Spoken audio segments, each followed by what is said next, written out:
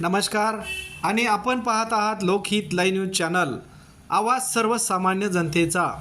बेलखेड येथील शेतकऱ्यांचा ऊस पेटविला, उमरखेड पोलीस स्टेशन येथे तक्रार दाखल।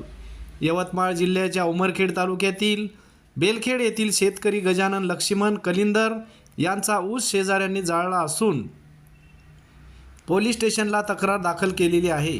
तालुक्यातील रहिवासी गजानन लक्ष्मण कलिंदर यांचे बेलखेड ते उमरखेड पांदन रस्त्याला लागून शेत सर्वे नंबर 7/1 ही एक हेक्टर 34 आर ओलिताची शेती असून त्या जमिनीमध्ये ऊस लागवड करण्यात आली असून सध्या ऊस कारखान्याला जात आहे व उर्वरित 2.5 एकर मध्ये उभा असलेला ऊस 22/12/2024 रात्री 8 वाजता शेजारी असलेले अभिजित अरुण रेगाटे यांनी हातात टेंबा घेऊन त्यांचा उर्वरित ऊस जाळला अशी तक्रार उमरखेड पोलीस स्टेशनला दाखल झाली आहे।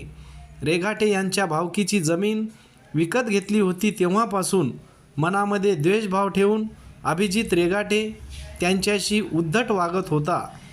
2022 मध्ये सुद्धा ऊस पेटून देण्याचा प्रयत्न केला होता, परंतु आपसात करून त्याने त्यावेळेस ते प्रकरण मिटविले होते। परंतु 22/12/2024 रात्री पुन्हा त्यांनी गजानन कलिंदर यांच्या शेतातील ऊस जाळलेला आहे आणि तक्रार गजानन कलिंदर यांनी उमरखेड पोलीस स्टेशनला दिली असून गुन्हा नोंद झालेला आहे।